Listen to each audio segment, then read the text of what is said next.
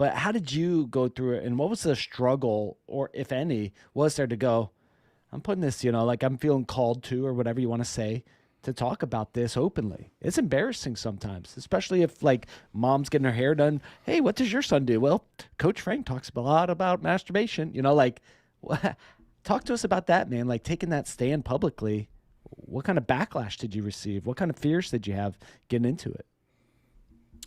It's a great question, Josh, and I'm not sure I've ever been asked that way. Honestly, man, I don't think that there was any resistance at all, and this is why I believe I'm operating out of a calling right now, because there was no resistance or hesitation about doing it. And in fact, in 2021, I'm the guy that likes to kind of set, a word for the year. My word was alignment. Like my goal in 2021, after being a year into coaching, was that if I met somebody, if we went more than 90 seconds or 2 minutes of conversation with this person, they were going to know what I was or who I was and what it was I was doing. So I was in fact looking for opportunities to share it with as many people as possible. I mean, I walked through the Las Vegas airport with a t-shirt that said "Real men don't watch porn." I'm at the point now where I actually want to invite this conversation into my world because I'm not scared of it. It's interesting that you said that men, walk around and we want to hide behind things. I think for me, my faith has probably led to where I'm at today with not avoiding these conversations.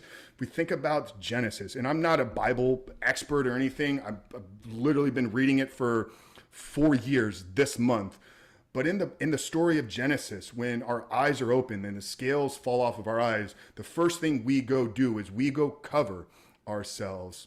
And I believe when you're walking with God, when you know who you are and you know whose you are and you know what your purpose here in this world, you cannot be naked. That's not honoring God. So for me to avoid the conversation that has been placed on my heart would be a disservice to me, to the world, to the men that need it, but more importantly, it would be a disservice to what God has given me with this platform. So I wish I would tell you, man, like there was something that I was struggling with, and I had this tactic and strategy of how I was able to overcome with it. I felt a call from the beginning. The conversation was placed on my heart, and I knew that it was going to